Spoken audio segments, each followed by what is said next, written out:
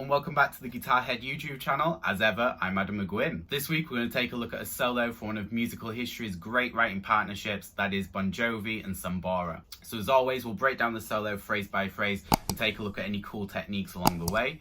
But first, how can we not try and recreate Richie's fantastic use of effects and guitar tone? And for this one, we're going to bring out the big guns. Right, so I've decided to use my live pedal board to help me get close to Sambora's sound in this solo. And in particular, I'm going to use the rotary pedal, which is on this back line here, the cream pedal, so it's a rotary reverb made by Hamida Audio USA, and it's a fabulous pedal. It's quite clear Sambora's using a rotary of such in this solo. The reason being, when he plays his notes and he strikes them, there's a degree of movement and modulation within the note. So it's not just a matter of him playing the note straight. So if I turn this off, so when he plays the note, you see it's quite dry, it's quite straight, you could say. But when you engage the rotary, it'll kind of take on a life of its own. And what it does is, because it's derived really from the rotaries that you would find in a organ, for example, so it almost makes the guitar sound quite organ-like, and it's a beautiful sounding tone. So in this, we've got three options available to us. We've got the vibrato, which it's currently set to, so there's a heavy degree of movement within the note. We've then got the chorus.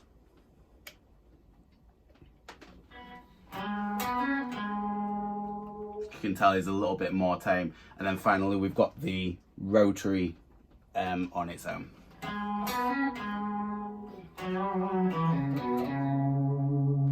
Now for my ear, the chorus function is a lot closer. I think the speed though, so if I adjust these knobs on the top line, we've got the reverb, mix and speed, and then bottom the volume. So the volume is obviously the output of the pedal itself coming out of the front end, out of the speaker. I think the speed, so the movement of that rotary would be better around 3 o'clock. So automatically that's a little bit more succinct, a little bit more nuanced, but still quite clear. Now the mix knob in the middle here just tells me how much of the sound I'm going to get through. So if I decide to turn it all the way up, you'll tell it'll dominate everything.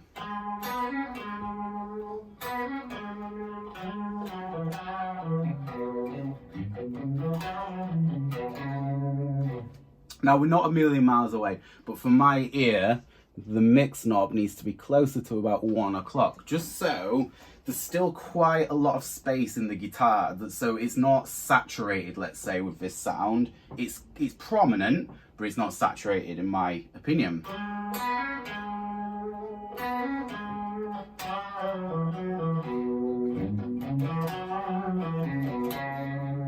Yeah, that sounds a lot closer. And I'm using the reverb function built into this pedal as well. If I decide to turn that up, it'll just become too much. So now I'm playing in a cave. Obviously, I want it a little bit more subtle. So that, about 9 o'clock, looks great.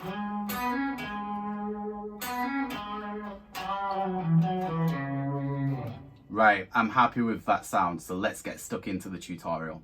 So here's phrase 1 slowed down.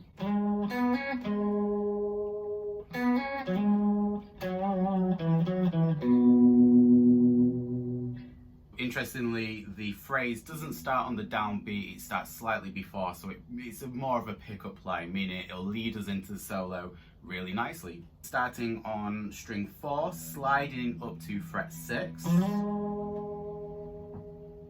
Moving down to string 3, hammering frets 4 to 6.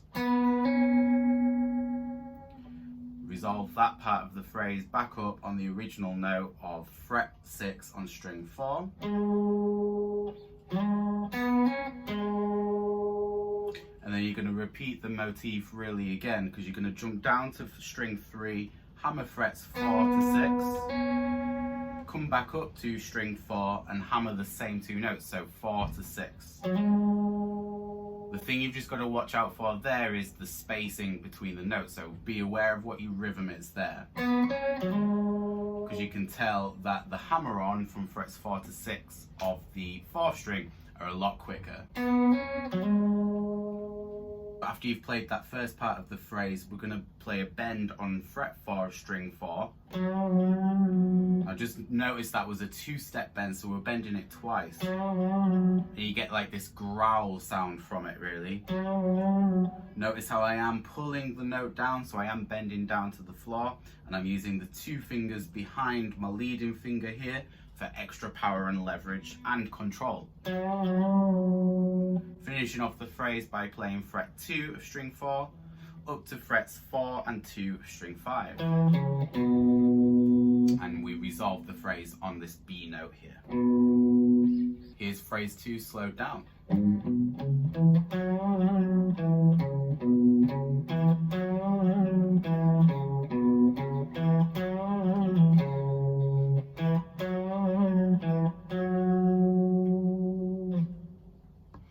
So there's some nice repetition here, and he's using this motif to really emphasize his point. Starting by playing fret 4 of string 6, moving down to string 5, frets 2 to 4, moving down to string 4, frets 2 to 4 again, and then capping it off with that 2-step bend yet again.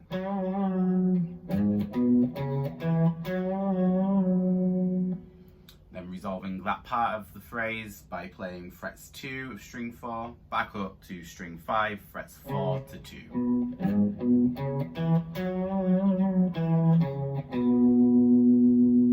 Just notice there I was using some palm muting technique again, just to create some more dynamics within the performance.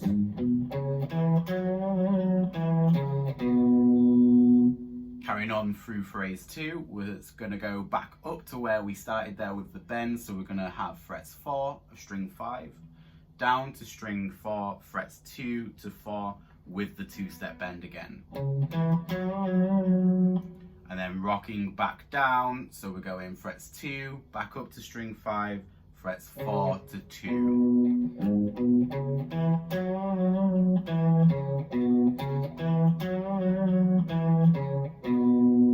I'm going to close out phrase 2 by running back up to the bend, so frets 4 of string 5, back down to string 4, frets 2 to 4, bend, and then we resolve by going directly up to fret 4 of string 5. So a slightly different resolution tone here, which works perfectly because he's playing over a C# minor chord.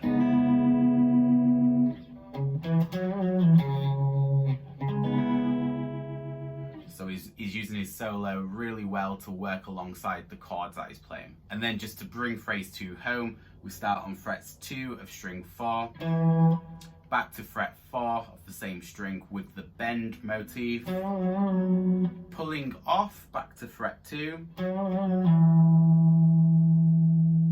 So that may take a little bit of time, a little bit of practice, just to get used to that bend into the pull off. If you were struggling with that, you can simply just pluck the note.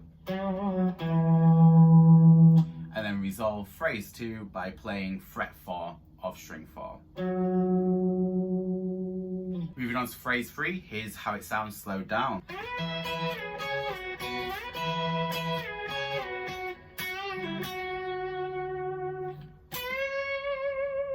Rich has created some nice momentum now to the solo by using some higher notes on his fretboard and using 2 notes at the same time to create some extra textures. We're going to start by playing frets 12 of string 2 and 1.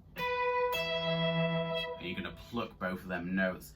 Then we're going to strum them together as the double stop. So we're going to go. So you go from the pluck straight into the strum, and that note slides down to fret 9.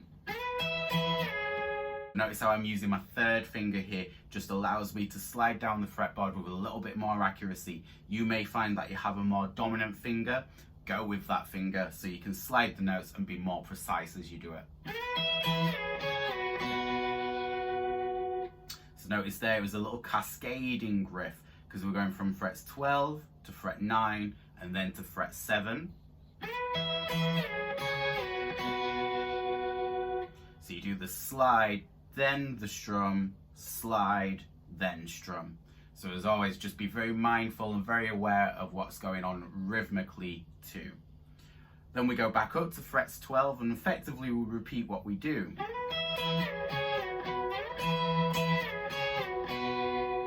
So just notice there on the repeat that I played 12 twice.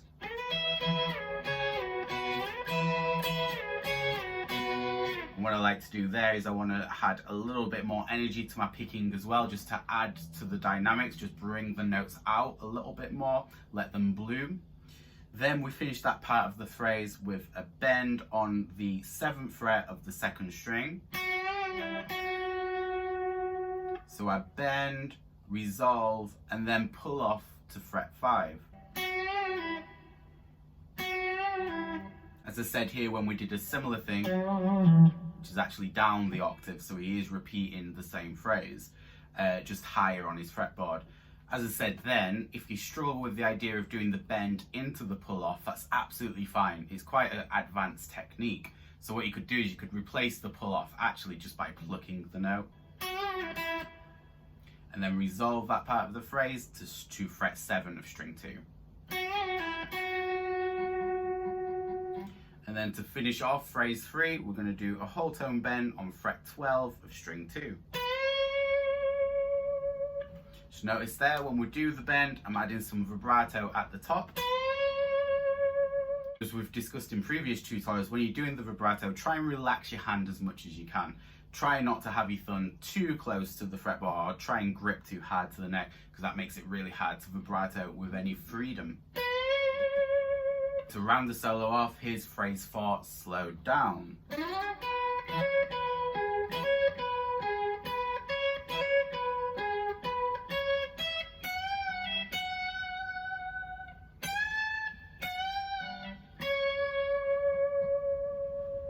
Starting with a nice slide into fret 13 of string 3, down to fret 12 and then fret 14 of string 2. We're going to do this nice double stop motif and we're going to repeat it. So we're going to have our first finger covering frets 12 of string 2 and 1. And as you strike that note, or strike both of them notes rather, you want to hammer on to fret 14 of string 2.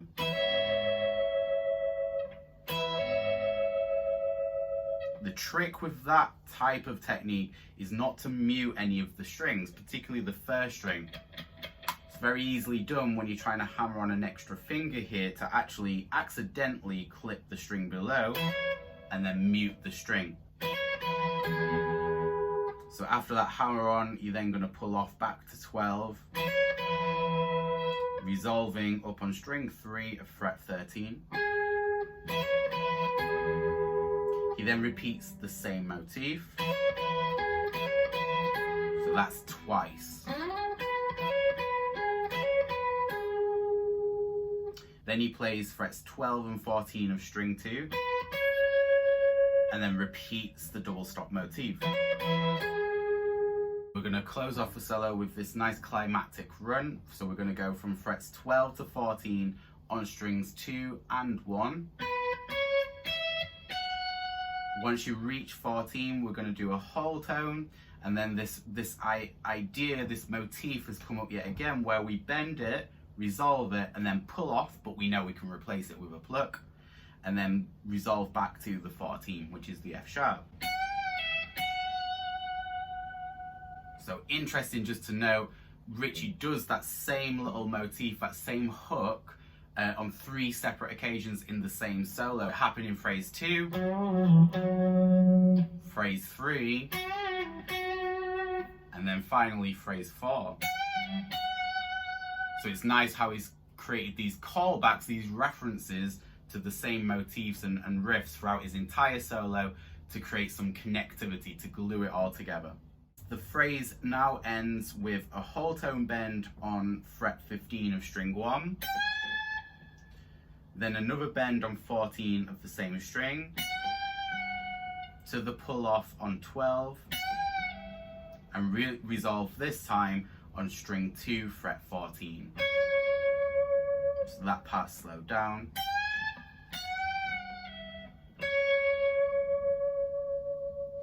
is worth saying in this solo there were a number of meandering runs and quite complex techniques like the bend to pull off.